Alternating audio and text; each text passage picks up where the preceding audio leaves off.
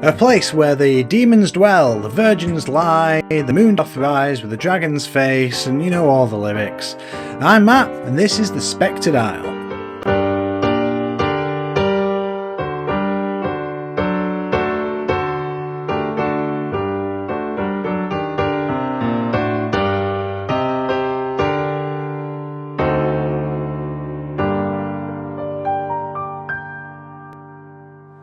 Welcome to the Spectred Isle, a channel dedicated to the myths, mysteries and malcontents that inhabit these great isles of Britain. Now there are certain places and people that are synonymous with the mythology of this country. The Loch Ness Monster, who we've already covered, King Arthur, who will be getting his own multi-part series at some point soon, and of course Stonehenge. Now, as much as I love diving into detail, Stonehenge has been an archaeological and geological fascination of thousands of scholars for hundreds of years. There are countless documentaries and books out there about the subject, much more informed and descriptive than you will get from a journeyman YouTuber with a non-academic interest in myths and spooky stuff. What I'm trying to say is, if you are hoping for a deep dive into the origins of the monument, the various building phases across almost 2 millennia, and the science behind the origins of the stones used, you're in the wrong place, my friend. I will obviously cover these things, but it will be brief, and when I get into the theories as to its purpose, they will also be pretty brief. Take this as an introduction to Stonehenge before you proceed on to further reading and watching to expand the basic knowledge you're gonna get from me. Also, just a point for everyone that's watching, this is the 6th time I've tried to record this video. Every single time it has had some kind of weird audio issues. Hopefully this one doesn't, but just a future warning from me to the me that's editing this, I'm not recording this again, so if there are any weird audio issues, I'm afraid we're gonna have to deal with it, so enjoy!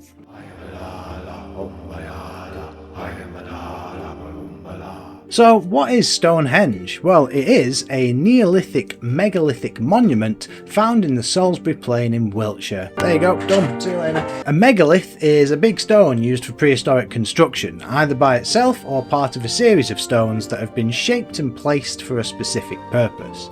Now don't mistake this for any special construction, we are not talking about complex buildings here. Just looking at Stonehenge you can see that it is a big stone that just kind of sits there looking like a big stone, but with a purpose. Neolithic refers to what is essentially the last phase of the Stone Age. This is a period where significant changes happened to the way human beings lived, such as the introduction of agriculture, the domestication of animals, and the building of more permanent settlements as the need for hunter-gatherers phased out. The Neolithic Revolution also led to a reduction in average height, a lower life expectancy, an increase in risks of certain diseases and health conditions, and a shift towards gender inequality. So as far as successful progression is concerned, we'll give it a 7 out of 10. Fortunately for our Neolithic friends and their earlier graves, the period also saw a massive cultural shift when it came to the veneration and interment of the dead, which is a great way to go back to talking about Stonehenge. I've given you the official terminology for what Stonehenge is, but I haven't told you what it actually is yet, and that's for a good reason. We don't really know. There are a lot of theories out there, and some of them are certainly very credible, but we don't have a conclusive answer, just a few very informed ideas about what it probably is. Which is great because it means when we get to the theory section of this video, we can intermingle the normal, likely possibilities with a few outlandish and more fun ideas, and nobody can prove that it wasn't aliens and giants working with Merlin that built it, so just quiet down, academics.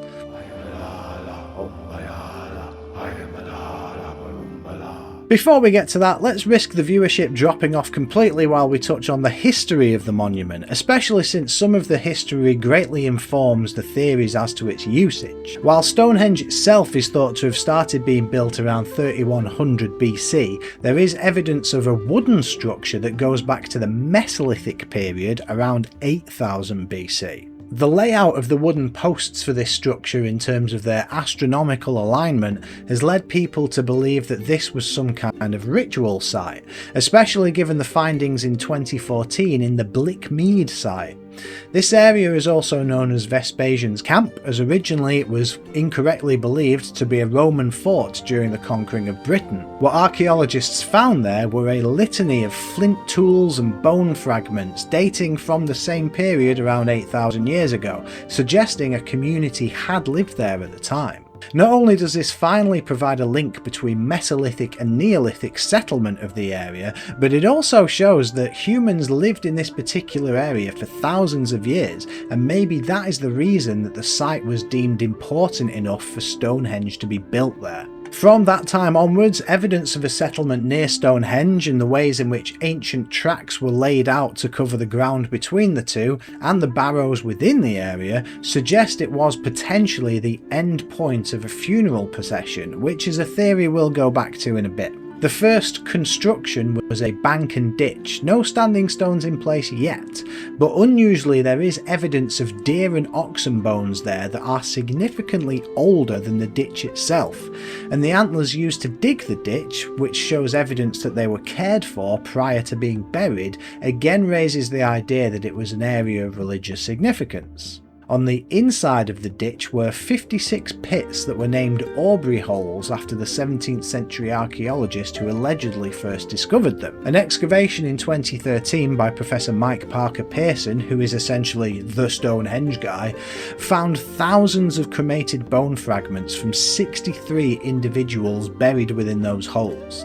These individuals were almost equally men and women, and it did include some children. Also in evidence of the holes were fragments of crushed chalk, suggesting that the mounds had been weighed down by the blue stones in the monument as grave markers, which puts the appearance of those stones at the site back 500 years from the previously believed timeline. Around 2900 BC is when we see the second phase of construction, still using timber at this time, and we also see evidence of more cremations and burials for this period. We also see the introduction of the bluestones. Interestingly, a decade-long study of Stonehenge and the Welsh site of Wine was concluded around 2021 that indicated the bluestones at the henge were originally being used there. I mean, it's long been believed that the stones came from that area of Wales and were transported the 150 miles to Stonehenge, but the evidence from that study suggests that a number of the bluestones were originally used to create the stone circle at Wine before they were dismantled and brought to Stonehenge instead. Another stone, known as the altar stone because of its position within the centre of the site and assumption by architect Inigo Jones that it might be an altar, was also theorised to have come from Wales, but a 2024 study of the rock itself places it in the Orcadian Basin, an area of northeastern Scotland that extends as far as the Shetland Isles. This places the origin of that stone 430 miles away from the henge. Fast forward a few hundred years and this is where the sarsen stones, the big ones with the lintels, appeared. Now these weren't as much of a trek to bring over because evidence shows they came from a quarry about 16 miles away, but considering they all weigh about 26 tons, it was probably still a decent effort transporting them. What's also mad is that the lintel stones on top were attached to the upright stones and each other in places using two different woodworking methods, which is an incredible feat of engineering for our Neolithic friends. Over the next 500 years, there's evidence that the blue stones kept being moved around a bit, at one stage to a circle in between the two sets of sarsen rings, then to match the sarsen horseshoe in the middle, which is where we find them today, or at least find the ones that haven't been nicked anyway. After its construction, and as it stopped being used for whatever it was used for, the history of Stonehenge is largely a footnote, though how it got into the hands of the government is quite a nice story. It passed in ownership several times, for a long while belonging to the church, until Henry VIII's dissolution of the monasteries, after which he gave the lands to Edward Seymour, brother of Henry's third wife Jane and the Earl of Hertford. It continued to exchange hands until the Antrobus family bought it in 1824 and held onto it until 1915, when Sir Cosmo Antrobus, best name ever, sold it when his son Edmund, the owner at the time, died during World War I. It was auctioned off and bought by rich from humble beginnings Cecil Chubb, a local man who only went to the auction out of curiosity more than anything else, but he decided the new owner should be a Salisbury local, and he bought it for just over £6,500, which in today's money is about 670 grand. 3 years later he handed it over to Sir Alfred Mond, who was the first Commissioner of the Works, an old government role linked to the management of forestry and public buildings. Chubbs handed it over as a gift to the nation, and it was given under 2 conditions. Firstly, that the gate money for tourists visiting the site, at the time £360 a year, in today's money about 17 grand, was to be given to the Red Cross for the remainder of the war, which would actually only last another 16 days. Secondly, that free admission was to be given to the residents of Shrewton, where he was from, Netheravon, where his dad was from, Durrington, where his mum was from, and Amesbury, which was the parish Stonehenge was located in.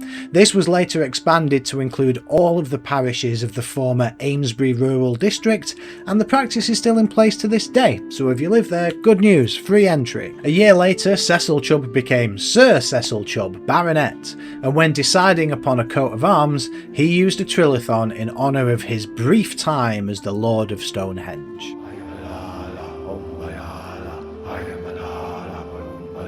So now that I've covered off the brief history of the site, it's time to talk theories. The most accepted and yet disappointingly vague theory so far is that it's a place of religious significance. There is evidence of both burials and cremations on the site, so it's widely thought to have been somewhere funerals were held. However, further investigation of the surrounding area has led to that theory expanding beyond just funerary rituals. Think of a church. Funerals are held there, sure, but it's also where other events such as weddings and christenings take place, and religious festival celebrations like Easter and Christmas. It doesn't exist for one sole purpose, it's there for any and all religious occasions. The same can be said of Stonehenge. To dive back into that shortly, another theory is that it works as an astral observatory. The significance of the entrance and placement of certain stones to align with the sun during the summer and winter solstices led people to believe that this was how our ancient ancestors watched the stars and studied the nature of our place in the universe. But what you need to remember is that back in the day, the idea of a sun god was prevalent throughout the human world. Ra, Sol, Helios, Surya, Amaterasu, Etain, Sulis, the sun was worshipped everywhere, and with good reason. Humans kind of depended on bountiful harvests and warm winters and, light. So the case for Stonehenge being a religious place rather than an observatory makes sense. The placement of the stones isn't scientific, it's honorary. Mike Parker Pearson's continued research into the area has opened up a lot more to justify this theory as well. For one, there's an area called The Avenue, a man-made earthwork almost like a trench that runs from the northeastern entrance of Stonehenge and continues on to the River Avon. Excavations in the early 2010s showed that actually this avenue was built on a naturally formed fissure caused by Ice Age meltwater that just so happened to align directly with the solstice axes. It points towards the midsummer sun in one direction and the midwinter sun in the other, just like Stonehenge does. The idea that the land itself naturally recognised these 2 key phases in the solar cycle as important probably gave credence to prehistoric humans that the sun was definitely an entity worth worshipping, and so this area was the place for religious significance. Another thing they discovered was at the nearby site of Durrington Walls. This is an area near Stonehenge with clear evidence of settlements from around the time the henge was being built and used. However, excavations by Parker Pearson and his team have shown a much larger significance to this.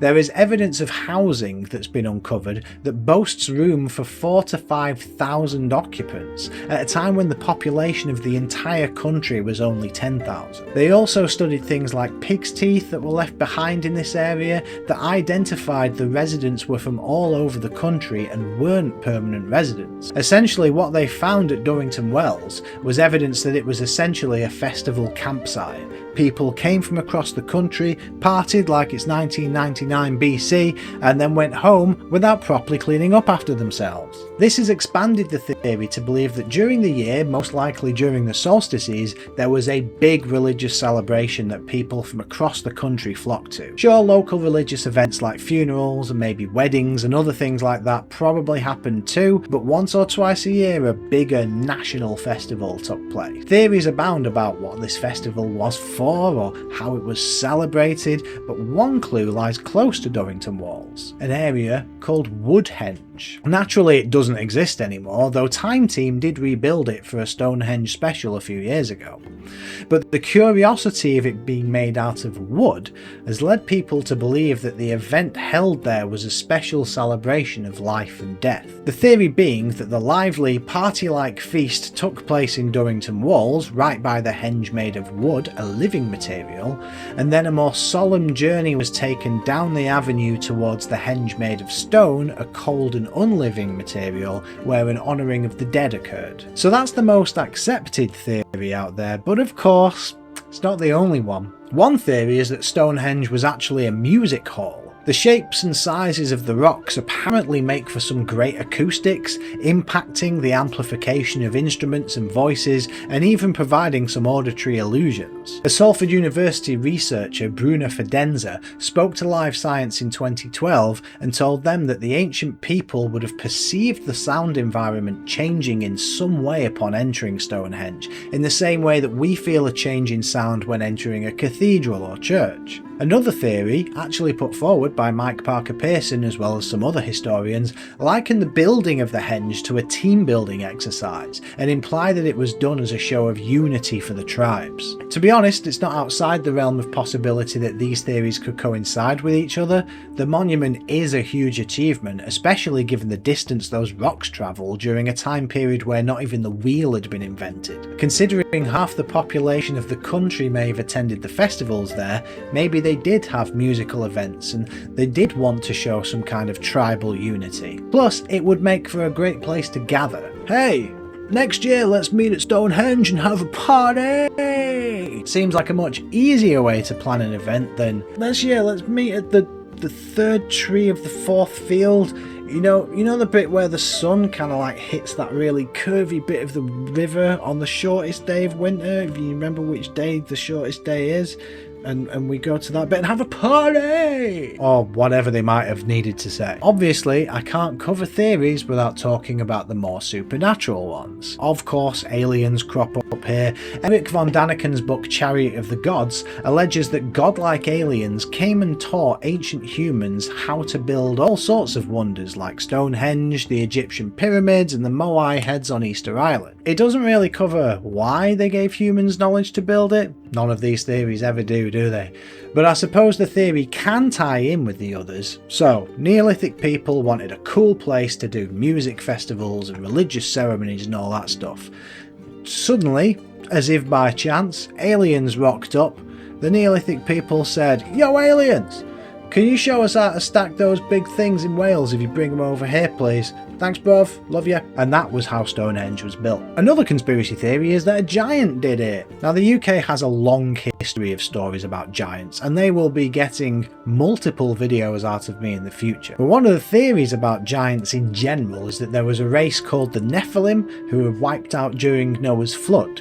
You might remember the story of David and Goliath, well the latter was one of the Nephilim, and they feature throughout Christian mythology. Now the theory about Stonehenge suggests that it was a member of the Nephilim that built it, which I'm not 100% sure about because our giants weren't really linked to the Nephilim until Christianity came to our shores thousands of years after Stonehenge was built, but either way there is a medieval text called Brut from the 12th century that features the oldest known depiction of Stonehenge, and it shows a Nephilim helping Merlin to build it. That's right, Merlin is here, and he also features in Geoffrey of Monmouth's epic record of the UK's history, Historia Regum Britanniae, and get used to hearing about this fella because a huge amount of English mythology comes from his works. In his story, Merlin suggests to King Aurelius Ambrosius that he needs some magical stones from Mount Killarus in Ireland to create a burial chamber for the royal family. Aurelius agrees and sends his army to Ireland with Merlin to help get the stone. The army gives it a go first and they fail to move a single one, through which Merlin just sits and laughs at them. Then he uses machinery to move them onto the soldiers' boats himself, or in some stories he goes full on Chad Flex and literally sits on them and flies them to Wiltshire,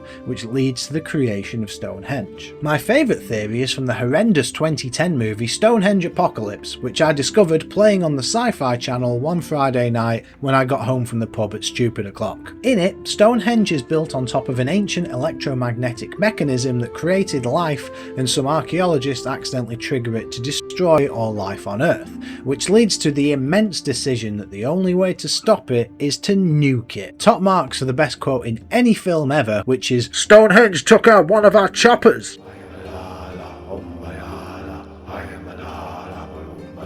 So that's the theories out of the way, and despite all of this academic and archaeological research that's gone into the site for so many years, we still don't know the actual truth of the site's construction or purpose, and we probably never will, very much like the rest of prehistory. We do naturally have some rather perplexing unanswered questions that would be great to know as well, on top of what we also don't know. For one, how exactly did the Neolithic people transport the stones from Wales and Scotland, outside of Merlin and aliens? Historians and archaeologists have tried to replicate the methods we think they used, and while some of them did work, they were all very laborious, strenuous, intense exercises. And you need to bear in mind that the landscape at the time was a lot more wild and rugged than it is today, so it would have been even harder. Secondly, why those stones in particular? There is evidence that the blue stones came from Wales, from an older stone circle like I mentioned earlier, so was it just that they held particular religious significance? Did this whole unifying the tribes idea mean that they used one tribe's religious location with another tribe's religious artifacts? We know that one set of stones came from a nearby quarry, so why didn't all of them come from there? Or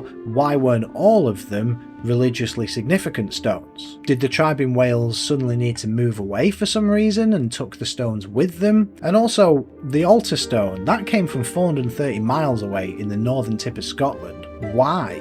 There must have been plenty of other stones lying around that could have been used. Why that one specifically? When you dive right into it, we might finally know exactly where the stones came from, but it creates so many new unanswered questions we're almost less knowledgeable than we were before. Also, I'm not a geologist, so maybe there is an explanation into this, but how did the naturally formed fissures that led to the creation of the avenue end up lining perfectly with the solstice axes? Is there something more supernatural than we think at work here? Are ley lines involved? And yes, I know I say this about every interesting thing that I then go on to not talk about, but ley lines will be getting their own video at some point in the future.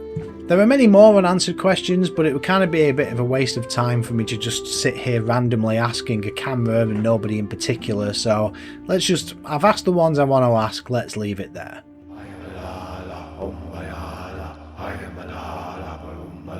If you're interested in learning more about Stonehenge, go to a bookshop in Salisbury, go to the history section, get yourself a dart, throw it, it'll hit a book.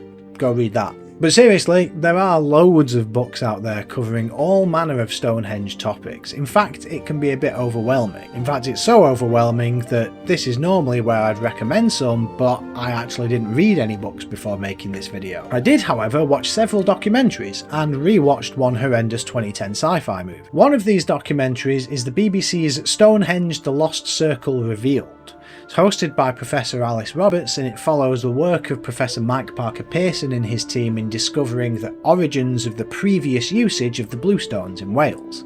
So if you're interested in the history of the stones and the theories around the unification of Neolithic tribes, that is a good one to watch. Another is Channel 4's Secrets of the Stonehenge Skeletons, which goes into the details about the bones found in the Aubrey holes, again involving Mike Parker Pearson, and a good one to look into if you're interested in the idea of the ritualistic cremation and burial practices. Series 2, Episode 1 of Tony Robinson's Walking Through History also features Stonehenge, though it's less hyper-focused than the others that I've mentioned. There he meets up with an historian to discuss the life and death procession between the Henge and Durrington walls, and I will give you one guess as to who that historian is. My final recommendation, if you're interested in watching actual archaeology at work and want to see a recreation of the wood henge being made, is to check out the Time Team Stonehenge special. If you're after something more general, then realistically you could probably just search Stonehenge documentary and you're bound to find something. Practically all of the major UK TV channels have made something, except for ITV from what I could find, presumably because Stonehenge isn't a good spot for a reality TV show about vapid idiots. Naturally, it's up to you whether you choose to believe the more out there theories of Stonehenge or not, but as I always say, a world bereft of magic and mystery is a boring world to live in. Stay safe, stay sane, and have a good one.